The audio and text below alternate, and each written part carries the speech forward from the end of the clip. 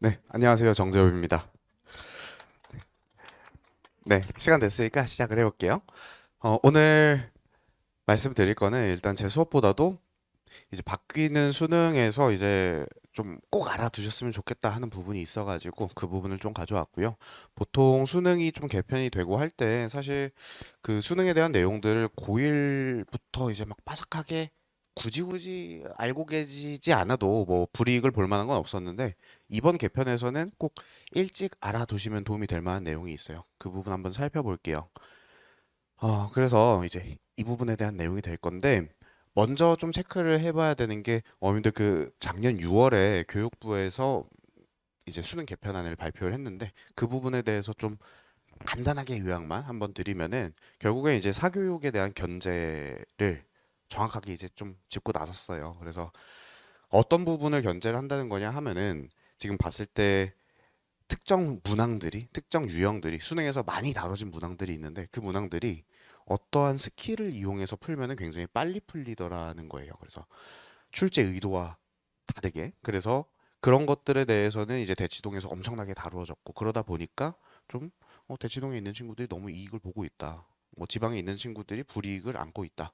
근데 그럴 만한 게 사실 뭐 제가 사교육에 몸담고 있지만서도 그럴 만한 게요. 어떤 문제는 심지어 대학교 미적분 내용을 조금 가져와서 만든 풀이를 이용하면은 그냥 타닥 풀려요.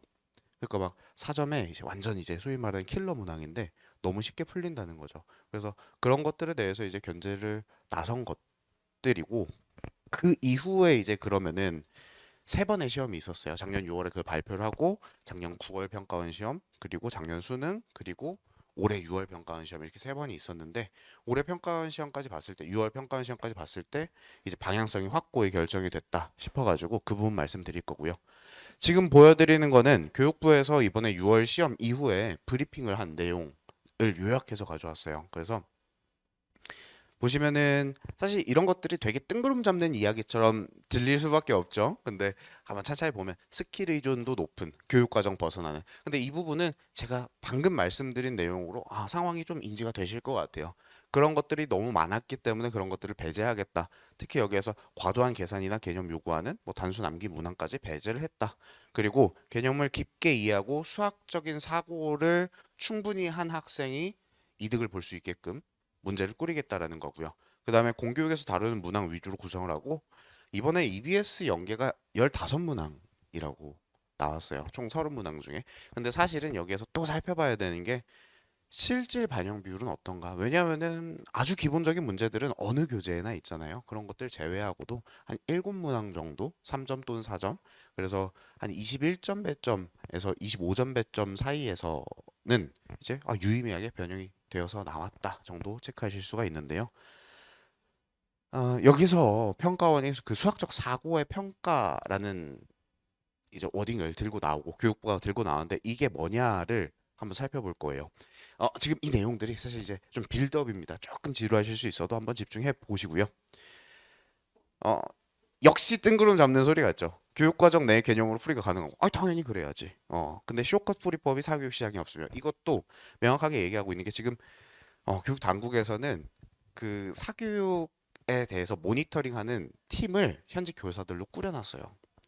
그분들은 하는 게 뭐냐면은 이제 학원가에서 다뤄지는 문제들을 다 수집을 해서 그 수능이나 모의평가를 출제할 때 겹치지 않게끔 걸러내는 기능을 하고 있어요. 그래서 그런 풀이법들이 없는 것들, 그러니까 사교육 시장에서 너무 과하게 다뤄지는 것들은 배제를 하겠다는 거죠. 그리고 선입견을 제어해야 잘 풀어낼 수 있는 이거는 이제 말하자면은 특히 혹시 형 누나가 있는 학부모님들이라면 아마 느끼실 건데 뭐 평가원스러운 문항이니 아니니 이런 것들 막 따지거든요. 고3 애들이. 근데 여기에서는 이제 평가원스럽다라는 거를 좀 이제 제대로 반박을 하겠다는 겁니다. 평가원스럽다는 건 없는 거고 사실은 이제까지 나왔던 통용되던 문법들이 있지만 그것들을 좀 이제 깨부수는 시도를 해보겠다라는 건데 얘네들을 조금 더 이제 직관적으로 이해해 보면 뭐냐면요. 교육과정 내의 개념으로 풀이가 가능하고 이게 사실 저는 굉장히 무서운 표현이었어요. 왜냐하면은 이 얘기는 풀을 넓히겠다라는 내용입니다. 그러니까 이제까지 이제 수능도 보면요. 교육과정은 그 과목이 너무 많아요. 이제 직접 출제 보면 해도 수원수투에다가 선택 과목들이 이제 하나가 딸리는 건데 그 내용 중에 단 30문제만 내는 거거든요. 그러니까 아주 특정 유형들만 다뤄지는 그런 이제 현상들이 계속 되었던 건데 이제는 안 내던 것도 낼 거야. 이런 내용이고 조금 더 나아가면요. 여기서 이제 여기서부터가 이제 고1 학부모님들께서 잘 들어주셔야 되는 부분인데 아까 말씀드린 어떤 뭐 쇼컷이 존재하고 막 그런 것들 뭐 이제 좀 교육적으로 올바르지 않은 그런 문항들을 배제하고 나섰어요. 실제로 교육부에서 막 소위 킬러 문항 살해하면서 그 문제들을 본인들이 이제 막 스스로 저격을 하고 나섰거든요. 이거 앞으로 안 낼게 이렇게 했는데 그런 것들을 다 안 내고 나면 결국에는 변별은 해내야 되잖아요. 변별은 해내야 되고 그걸 대체할 만한 문항들이 필요한데 그럼 그 문항들을 어떻게 만들 것이냐. 아주 어려운 것들을 그냥 빼고 나면은 변별력이 떨어지는 건 당연한 건데 그래서 여기에서 평가원이 고심 끝에 만들어낸 방법은 뭐냐면은 고1 수학에서 일부 내용들을 끌고 옵니다. 이 부분 때문에 오늘 이제 시간을 할애를 하고 있는 건데 고1 수학에서 일부 내용을 끌고 온다는 게 뭐냐면 수학은 사실 출제 범위가 수원, 수투, 미적분, 확통 뭐 이렇게 잡혀 있긴 합니다. 기하까지 해서. 근데 수학이라는 과목 자체가 위계가 있기 때문에 완벽하게 수원에서만 낼 거야? 안 돼요. 잘 생각해 보면은 뭐 더하기 빼기 곱하기 나누기는 초등학교 때 배우는데 그거 다 써야 되잖아요. 고1 수학도 알게 모르게 수능에 출제가 되어 왔는데 조금씩. 근데 이제까지는 고1 수학을 그렇게 강조하지 않은 이유는 뭐냐면 고1 수학 중에서도 쓰는 부분들만 썼어요. 뭐 이차 함수의 특정 부분, 뭐 함수의 특정 개념, 뭐 도형의 이동에서의 특정 개념, 요 정도로 그냥 고1 수학 중에 이거 알고 있으면 그냥 수능에 지장 없어 하는 그 내용들이 있었는데 그거 말고 다른 내용을 집어 넣어서 문제를 만들고 있어요. 작년 9월부터 당장 그랬고 이번 6월에도 그러했습니다. 그래서 풀을 넓히겠다라는 게 출제 범위 수원수투 미적에서 이제 안 나오던 걸 낼 거야 뿐만 아니라 이제 고1 수학에서도 이제까지 안 다뤄지는 거 낼 거야 라는 내용으로 이해해 볼 수가 있겠죠. 숏컷 풀이법이 사교육 시장에 없으면 이거는 그거 안 내겠다라는 얘기입니다. 너 그렇게 막 그거 3달 동안 연습했어? 어차피 그거 안 낼 거야 라는 거죠. 그러니까 여기에서 이제 오해하실까봐 말씀드리면 수학 공부하는 거는 당연히 다 필요하고 모든 내용을 다 보는 게 필요한데 이제 고3에 들어가면은 특정 선생님들이 특정 주제만 막 주구장창 가르치는 경우가 있어요. 근데 이제 그게 먹혔다는 거죠. 왜냐하면은 몇 년 전만 하더라도 6월에 나와, 9월에 나와, 그럼 수능에 나와. 이게 연계가 따다닥 보였어요. 그리고 특정 문제는 특정 번호에 나와까지가 있었는데 지금은 그렇지 않거든요. 지금 이번에 나온 6월 모의평가를 저희 연구원들, 저희 연구실, 그리고 이제 동료 강사들이랑 이제 다 얘기를 나눠보면은 굉장히 시험지가 이거 그 시험지 서식만 바꾸면 이거 내신 시험지라고 해도 믿겠는데 싶을 정도로 이제까지 평가원 시험이랑 굉장히 이제 색깔이 달라요. 그 다양한 변화를 좀 시도를 하고 있다는 거죠. 그 과정에서 이제 어, 이전까지는 이 문항은 무조건 나와. 이 문항은 무조건 공부해야 해. 이게 먹혔다면은 이제 앞으로는 안 먹힐 가능성이 상당히 높다는 겁니다. 실제로 그 뭐 주제들을 다 제가 막 나열할 필요는 없겠지만 이제까지 굉장히 강조되는 내용들 중에 완벽하게 배제하겠다고 나선 문항들이 실제로 계속 안 나오고 있어요. 그래서 이 부분 생각하셔야 되고 그럼 어떻게 공부해야 될까 하면은 뭐 결과는 당연하죠. 균형을 잘 잡아서 공부를 해야 됩니다. 이제까지 안 나왔어? 라고 해도 배제하지 않고 공부를 시켜야 되는 거고. 근데 이게 참 강사로서는 굉장히 어려워요. 왜냐하면 아이들이 납득을 못해요. 이거 이제까지 기출 중에 없는데 이거 왜 해야 됩니까? 이거 내신 준비하는 거지 않습니까? 막 이렇게 가는데 사실 그렇지가 않다는 거죠. 자, 선입견을 제어할 수 있어야 한다.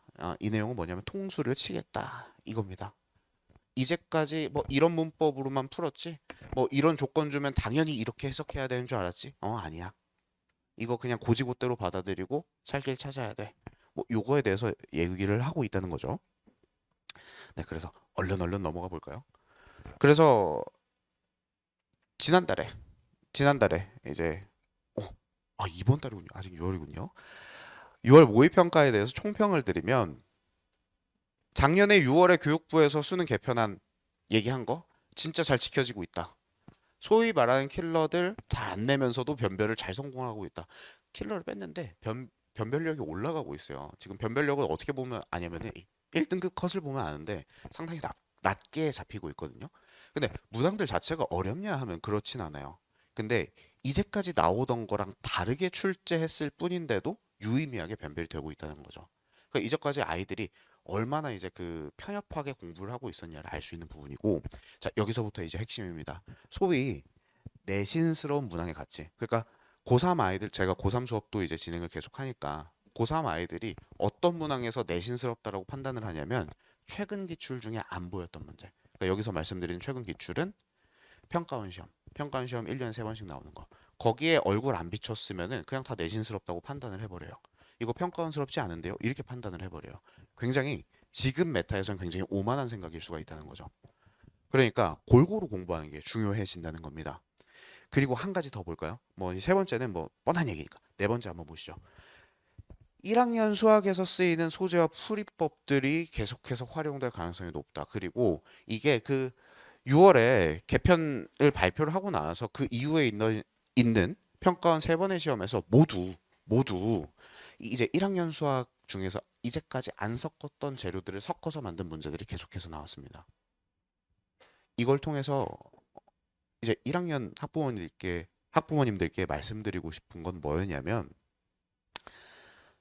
지금부터 똑바로 공부한다면, 그러니까 당장 이제 1년 선배들만 봐도요. 2학년 친구들 보면은 이제 지금 머리 아프기 시작해요. 슬슬 이제 가시권에 들어오기 시작하거든요. 대입이. 근데 그 친구들이 지금 이러한 방향이, 그러니까 1학년에 했던 내용들 중에서 조금 지엽적이라고 생각했던 것들이 수능에 그냥 섞여서 나온다라고 했을 때 2학년 입장에서 생각해보면 굉장히 곤란합니다. 아니, 지금 하고 있는 것도 바빠요. 근데 1학년 수학을 어떻게 다시 봅니까? 물리적으로 불가능하거든요. 근데 지금 1학년이라면 가능하잖아요, 되게. 내신을 챙기면서 나중에 수능에 혹시 쓰일 수 있을 만한 재료들까지 살뜰하게 챙기는 게 가능하다는 거죠. 근데 이 내용을 1학년 학생들과 학부모님들이 완벽하게 알고 있느냐 하면 그렇지가 못해요. 왜냐하면은 수능에 본격적으로 관심을 갖는 건 아무래도 고2, 고3이고 1학년 때는 내신이 바쁘잖아요. 그러다 보니까 길게 볼 여력이 없거든요. 근데 지금 1학년들은 이거를 좀 알고 있으면은 굉장히 한 발 앞서서 시작하는 게 될 것 같아요. 이 내용들이 그렇다고 해가지고 1학년에서 다뤄지는 지엽적인 내용들이 수능 문제에 엄청나게 많이 섞이나요? 그렇진 않아요. 한두 문제 정도예요. 근데 한두 문제면은 4점에서 8점인데 당연히 이제 컷을 그리고 당락을 결정하고도 남는 내용이고, 두 번째로는 이 내용들은 지금 안 닦아놓으면은 나중에 가서 다시 되돌아와서 볼 수는 없어요. 그런 면에서 굉장히 시기적으로 중요한 시점이고, 지금을 놓치면은 나중에 채우기는 어렵다. 그래서 정리하자면요. 현 고1은 재수에 대한 부담감이 상당히 큽니다. 그런데 이걸 잘 생각해 보면요. 기조가 저 때까지는 절대 안 바뀝니다. 왜냐하면 작년에 이미 크게 흔들어 놨고, 그 다음에 이제 몇 해 있으면 또 크게 흔들려요. 그 사이에서 기조를 한 번 더 바꾼다는 거는 말이 안 돼요. 이거는 정치적으로 리스크가 너무 큰 일이어서 그럴 수가 없어요. 그리고 실제로 지금 바꾼 기조가 잘 굴러가고 있기도 해요. 그러면은 여기까지 해서 알 수 있는 거는 현재 기조는 지금 현 고1 아이들이 수능장 들어갈 때도 적용이 됩니다. 그리고 그 기조라는 거는 제가 계속 말씀드렸던 그 부분들, 그리고 특히 고1 수학이 꽤나 요긴하게 쓰일 수 있다는 것까지 현 고1들한테 유효한 내용이 되는 거죠. 그렇기 때문에 고1 수학부터 바르게 쌓아 올린다면 충분히 도움이 될 것이다. 그리고 여기서 한 가지 더 말씀드리면, 지금 중동 어머님들 많으시고 한데 어, 이득을 무조건 봅니다. 수학이 센 학교는 수능에 무조건 이득을 봅니다. 왜냐하면은 사실 뭐 지방 내려가 보고, 저 이제 시험지를, 저도 지방 출신이고 해가지고, 그리고 시험지들을 저 이제 전국 단위로 이제 다 좀씩 훑어봐요. 근데 확실히 난도 차이가 있고 확실히 출제진의 그 욕심 자체가 좀 달라요. 근데 이렇게 좀 강하게 키워진 아이들은 이제 나중에 수능 가서 좀 도움을 간접적으로 받는데 이제 직접적으로 받을 가능성이 상당히 높아진 상황인 거죠. 그렇기 때문에 지금부터 똑바로 공부해야 되고, 그리고 앞으로 이 부분 잘 기억해 두세요. 2학년 올라가고 아이들 하면은 2학년 한 중간고사 보고 기말고사 보고 뭐 여름 다가올 때쯤 하는 얘기가 있어요. 엄마, 나 이제 정시 갈 거야. 수학은 그거 없습니다. 내신과 수능의 경계는 점점 더 이제 불분명해지고 있어요. 허물어지고 있는 거고. 그러면은 결국에는 여기에서 이제 나는 이제 내신 안 할 거야 했을 때 얻는 이득이 뭐 그냥 증명 문제 몇 개 덜 외우는 정도 외에는 딱히 없게 되거든요. 그러니까 수능이나 내신이나 이제 비슷해지는 겁니다. 준비 자체가. 특히 중동은 전부터 그걸 굉장히 신경을 쓰고 있던 학교예요. 그럴 수밖에 없는 게 중동은 정시로 많이 보내니까. 전부터도 이제 과를 맞추려고 상당히 노력을 해왔는데 심지어 이제 수능이 한 발 더 나와 준 거예요. 내신 가까이. 그렇기 때문에 그냥 내신은 수학은 그냥 명확하게 그냥 내신 준비 쭉 하는 거고 그게 이제 수능에 그냥 그대로 발사대 역할을 해준다라는 거 체크하시면 됩니다. 그래서 이제는 수업에 대한 내용을 얼른 짚어야 될 것 같아요. 하이퍼 수업은 이제 그 재원생들 어머님들께는 제가 어제 일정을 문자로 다 보내드렸는데요. 이제 재개강 이후만 한번 살펴보시면 7월 22일 재개강을 하고 그리고 사실 1월 달에 합격 자반부터 너무 빈틈없이 달려왔어요. 그래서 이번에는 살짝 이제 텀을 줄 겁니다. 시험 끝나고 나면은 그 다음 일정은 7월 15일 월요일에 단기 특강부터 들어갈 거고요. 단기 특강 잠깐 보고 올까요? 경우의 수 단기 특강을 먼저 이제 시작을 할 거고 이 수업은 3일 동안 이제 보는 수업인데 이 설계하는 의도를 한번 보시면 일단 경우의 수는 내신에 복병이 돼요. 다 잘하는데 경우의 수만 박살나는 친구들이 분명히 있거든요. 그리고 이 경우의 수 파트는 2학년 확통 과목으로 이어집니다. 그리고 중동은 확통을 1년 커리로 가져가요. 굉장히 내신에 영향을 많이 주는 과목 중에 하나라는 겁니다. 경우의 수를 잡고 가는데 이 수업은 어떻게 활용이 가능하시냐면 특히 이제 입반을 고민하고 계신 어머님들께서는 학생이랑 저랑 이제 또 결이 좀 맞아야 되거든요. 케미가 있어야 되니까 이거 한번 들어봐. 이렇게 해서 들려보시고 이거 통해서 선생님 괜찮은데 하면은 정규반 입반하고 이런 식으로 활용하실 수 있게끔 정규 개강 전에 잡아놨어요. 그래서 입반 제한이 아예 없고요. 그리고 학교 제한도 없습니다. 타 학교 아이들도 섞여서 들을 수 있고요. 여기에서 보면은 뭐 내신에 복병이 되고 그리고 뭐 참여 수업 이렇게 되어 있는데 이 부분은 사실 이 경우의 수는 특징이 뭐냐면 경우의 수 그리고 조금 더 나가서 확통은 특징이 뭐냐면 뭐 계산 틀려서 틀리고 뭐 이런 것들도 분명히 있어요. 어려워서 틀리고 이런 것도 분명히 있어요. 근데 상당 부분이 뭐냐면 잘못 생각해서 틀려요. 보면은 보통 곱하기 2 나누기 2 뭐 더하기 1 빼기 1 안에서 틀리거든요. 근데 그래 놓고 아이들은 나 실수했어 이렇게 얘기하는데 그 실수 반복되면 그거 실력이잖아요. 아이들이 뭔가 인지 오류가 있다는 거고 그거를 잡아내는 훈련을 할 겁니다. 물론 세 번밖에 안 되기 때문에 타이트하게는 못해요. 근데 요런 식으로 공부하면 돼. 이걸 충분히 보여줄 거고 그리고 이 내용은 이제 정규에서 이어서 바톤 터치 해가지고 다루게 계속 될 거고요. 그래서 이 경우의 수 단기 특강을 일단 듣고 나면 이제 정규반이 개강이 되는 거고요. 하이퍼는 방향이 똑같습니다. 조금 바뀌는 게 있다면 이제는 수능 자체가 조금 더 내신 가까이 한 발자국 왔기 때문에 이것까지 신경을 조금 더 쓰면서 공부를 할 거고요. 폭넓은 학습을 진행을 할 겁니다. 그리고 지난 간담회 때 제가 이 하이퍼가 오히려 독이 될 수 있다에 대해서 굉장히 이제 말씀을 드렸었는데 그 부분은 명확합니다. 하이퍼는 계속해서 칼같이 입반 기준을 잡고 아이가 준비가 되어 있다고 판단이 되어야만 입반을 시킬 겁니다. 왜냐하면은 조금 아직은 준비 안 됐는데 집어넣었을 때 오히려 결과가 안 좋을 수가 있어요. 왜냐면 입안 자체가 굉장히 어려운 것까지 다루기 때문이에요. 최적 전략이 다릅니다. 후발주자들은 이제 보편적으로 나오는 70%의 점수를 따기 위한 공부를 하는 게 우선이에요. 수학은 원래 그게 맞아요. 기본부터 탄탄히.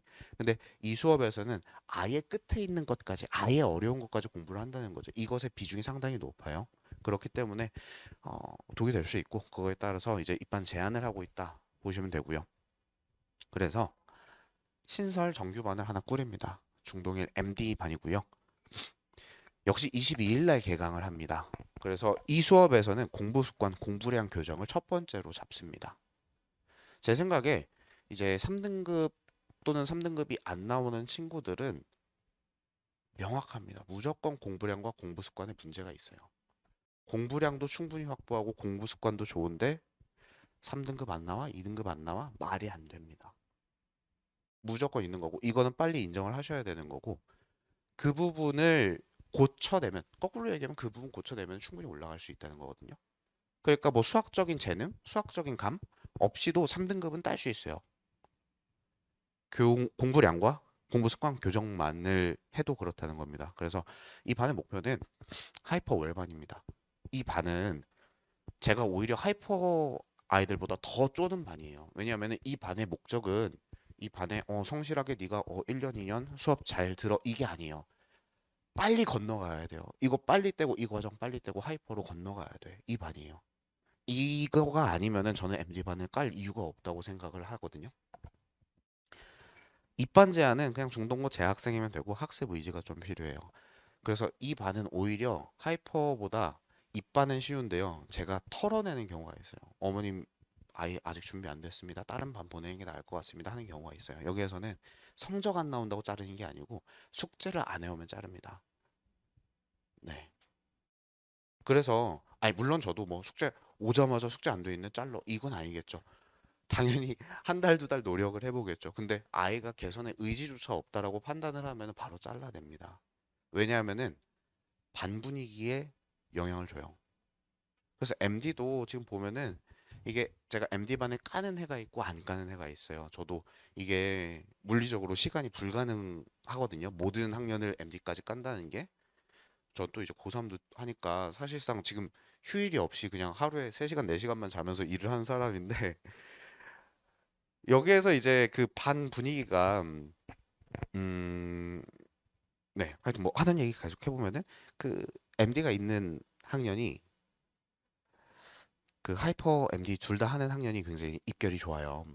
근데 거기에서 보면은 그 MD 아이들이 또 으쌰으쌰를 많이 해주는 해가 있거든요. 의지가 좋은 애들로만 구성된 해가 있는데 그때는 하이퍼 평균을 이제 넘어서는 해가 딱 한 번 있기도 했어요. 그 애는 입결이 정말 좋았거든요. 그래서 일단은 그냥 진짜 제가 생각하는 이상적인 반응 이거예요. 나는 정말 준비가 돼 있어. 나는 의지가 준비가 돼 있고 다 할 수 있어. 시키면 다 할 수 있는데 방향을 아무도 나한테 정확히 안 알려줘. 이런 친구들 모아놓고 쭉쭉 올리는 반. 그 반을 이제 MD 반으로 꾸리고 있고 이 MD 반을 꾸려놓으면 하이퍼 친구들한테도 반사적으로 이익이 갑니다. 하이퍼랑 MD가 같이 있는 해에 입결이 좋은 이유를 계속 생각해보고 또 이제 아이들이 졸업을 하고 나면 이제 저랑 뭐 연구실에서 일하고 조교를 일하고 하는데 거기서 이제 들리는 내용들이 뭐냐면은 이제 하이퍼 하위권 아이들은 MD 반이 바짝 쫓아오고 있다는 생각이 드니까 거기서 더 하게 돼요. 그리고 MD 최상위권 아이들은 실제로 매년 같이 하는 애들을 통계를 보면은 MD에서 최상위권 찍는 아이들 그러니까 하이퍼 월반 직전에 있는 친구들은 하이퍼 평균 점수까지 나오거든요. 그러면 하이퍼 평균대에 있는 애들도 다 이제 위기의식을 느끼는 거예요. 이거 잡히겠는데? 쟤 분명히 4등급, 5등급이라고 했는데 나 2등급인데 이번 시험은 모르겠는데? 요거를 느끼니까는 이제 전체적으로 상승작용이 있던 것 같습니다. 그래서 두 반을 운영한 기수의 입결이 좋고요. 테스트를 함께 진행합니다. 눈썰미 좋으신 어머님들이라면 체크하셨을 건데 월요일 수업을 겹쳐놨습니다. 월요일 수업 겹쳐놓고 거기서 다 같이 시험 볼 겁니다. 이걸 통해서 아이들이 좀 부담감도 느끼게 하고 긴장감도 느끼게 하고 또는 동기부여가 될 수도 있겠죠. 후발주자 친구들이 열심히 숙제 그냥 하라는 대로 했더니 내가 하이퍼랑 섞여 있는 반인데 평균 점수가 나오네. 라고 하면 2등급을 노릴 수가 있다는 내용이거든요. 그런 것들을 통해서 이제 얻을 수 있는 효과 생각해가지고 테스트 함께 진행을 하고요. 이 부분 굉장히 중요한데 개념 수업은 동일한 깊이까지 칩니다. 그러니까 저는 이제 하이퍼반 들어오면은 하이퍼반 수업할 때는 야 절대 따라잡히지 마 이렇게 얘기하고 MD반 가면은 야 무조건 따라잡아야 돼 이렇게 하는데 일단 재료는 똑같은 걸 쥐어줘야 될 거잖아요. 개념 수업은 동일하게 칩니다. 그래서 개념 수업은 제가 굉장히 깊게 하는 스타일이고 시간을 많이 할애하는 스타일인데 하이퍼도 MD도 똑같은 재료를 줄 거예요. 다만 사용 교재는 조금 차이가 있어요. 그러니까 보시면 뭐 그냥 도식화해 보면 굉장히 간단해요. 하이퍼 사용 교재와 MD 사용 교재가 이렇게 잡히고요. 이 공통으로 사용되는 교재들이 이제 개념, 유형에 대한 내용이고 거기에서 이 이후에 가는 것들이 하이퍼 같은 경우에는 이제 심화 유형설을 다루게 돼요. 심화 문항들을 다루게 되고 MD 같은 경우에는 이 부분을 조금 더 볼륨을 있게 가져갈 겁니다. 그렇게 해서 이 친구들은 아까 말씀드린 것처럼 무조건 나오는 70%의 문제를 당연하게 맞춰준다 느낌이 되게끔 훈련을 시키는 겁니다. MD의 최상위권 친구들은요. 여기서 최상위권은 점수 얘기 아닙니다. 등급 얘기, 그 등급도 아니죠. 과제 얘기입니다. 과제가 제일 잘 되는 친구들은 하이퍼 전용 교재를 줄 겁니다. 이렇게 해서 가져갔던 친구들 중에 매년 보면요. 매년 정말 말도 안 되는 성적 향상은 무조건 MD에서 일어나요. 예를 들면은 작년 수능, 작년 수능에 그 고3, 중동 고3에서 미적분 만점자가 5명 나왔어요. 만점이 나오기 굉장히 어려운 시험이었거든요. 이제 그 중에 4명이 제 수업을 들었던 친구인데 그 중에 한 명이 어떤 친구냐면은 MD반 출신이에요. 저한테 왔을 때 5.5등급이었거든요. 근데 4달 있다가 1등급을 따온 애가 있어요. 그렇게 사고를 치는 애들이 매년 많지 않아요. 매년 많진 않고 한 명, 많으면 2명이에요. 그러니까 이거를 뭔가 희망을 파는 것처럼 보이실 수가 있는데 많지 않습니다. 한 명입니다. 한 기수에. 네. 근데 그 친구가 보면은 그 친구도 되게 후발주자였는데 시키는 대로 다 해오더라고요. 첫 주부터 그 하이퍼 올라가는 그 주까지 다 해왔어요. 그 녀석은 이제 하이퍼 자료도 다 받고 했는데 그런 의지가 있는 친구들이면은 충분히 MD에서 올리는 게 가능하죠. 네. 그래서 그 이후에 이 단기 특강 말씀드렸고요. 그 다음 보셔야 되는 게 이제 수원 특강이 있어요. 지금 특강 같은 경우는 타 학교 학생들도 다 들을 수가 있습니다. 수원 같은 경우 7월 20일 날 개강을 하고요. 화목 토 9시부터 1시 이렇게 되는데 클리닉이 2시부터 5시입니다. 저희 그 시간표 낱장으로 A4로 뽑아드린 거 하나 있을 겁니다. 그 보시면은 클리닉 들어가 있어요. 이 시기에 수투 많이 하거든요. 특강으로. 근데 수학 어려운 학교는 수원해야 됩니다. 특히 중동은요. 2학년 첫 번째 시험 생각해 보면 2학년 첫 번째 시험에 수원 확통 들어가는데 거기에다가 탐구가 4과목 중에 3과목을 선택을 해서 들어가야 돼요. 이게 첫 시험 준비가 굉장히 빡빡하고 특히 물리나 화학 같은 경우에는 물리 화학에 특화되어 있는 애들이 있습니다. 그리고 1등급 수가 14명이 아니에요. 선택 과목이다 보니까. 그럼 내신 경쟁이 엄청나게 빡빡해지거든요. 그러니까 뭐 평균 등급은 2점대, 3점대인데 물리 화학은 그냥 고정적으로 1등급을 받는 애들이 있어요. 그런 것까지 생각을 해보면은 이제 등급이 이제 쭉쭉 밀리는 거고 굉장히 좀 빡빡합니다. 그래서 지금부터 수원을 좀 해놔야지 그 2학년 첫 시험을 좀 무난하게 넘길 수가 있어요. 심지어는 과탐이요. 과탐이 4과목이 있는데 물화생지가 있는데 다 중간고사 범위, 첫 시험 범위가 다 킬러 단원을 포함을 해요. 그러니까 거기까지 생각해 보면 뭔가 지금 수투하고 하면 많이 하는 것 같고 기분은 좋겠는데 실질적으로 보면은 당장 불이 지금 발등에 불이 떨어졌는데 수투를 하는 게 맞나 싶은 거죠. 저는 항상 매년 그래서 수원을 교육을 해왔고요. 수투는 지금 안 해도 충분히 기회가 있습니다. 2학년 올라가는 겨울에 한번 볼 수 있고요. 2학년 여름에도 한번 볼 수 있고 그 다음에 내신을 한번 더 보고 이제 수능에 올라가기 때문에 시간 충분하니까 수원을 하는 게 맞다고 생각을 하고요. 수능 모의 기출 우수 문항을 통해서 내신과 수능을 대비한다 이렇게 되어 있습니다. 여기에서는 사실 뭐 고3 애들 쓰는 뭐 창작 문제들 이런 것들을 쓰진 않아요. 기출 먼저 볼 겁니다. 그래서 뭐 저도 화려하게 수업하고 화려한 교재 막 이렇게 할 수 있겠지만서도 지금 당장 아이들한테 필요한 거는 조금 더 정석적인 기출 분석에 가까울 것 같아요. 그렇게 진행을 할 겁니다. 그리고 저희 이 경우의 수 단기 특강이랑요. 이 수원 특강은 재원생이랑 입반 예정자는 필수입니다. 사실 수원은 저 좀 딴 데 좀 들어볼게요. 괜찮습니다만 경우의 수 단기 특강은 무조건 들려주셔야 되고 왜냐하면은 여름방학 때 정규반 회차가 너무 적어요. 그렇기 때문에 이 경우의 수 내용을 여름방학 때 또 다룰 수는 없습니다. 그래서 이 부분은 이미 입반해 있는 친구들 입장에서는 그냥 정규반이 일찍 개강하는구나 이렇게 받아들여 버리면 되는 거고 입반 예정자들도 필수로 들어주셔야지 나중에 스텝이 안 꼬입니다. 네, 그래서 시간표 띄워놓고요. 아이고 오늘 제가 시간 관계상 여기에서 마무리해야 될 것 같은데 오늘 좀 도움이 되셨을지 모르겠습니다. 사실 제 수업을 안 들으셔도 상관없는데요. 그 수능에 대한 얘기 앞에 했던 얘기는 꼭 한번 정보를 계속 수집을 하시고 안테나를 열어두시면 좋을 것 같습니다. 네, 마치겠습니다. 감사합니다.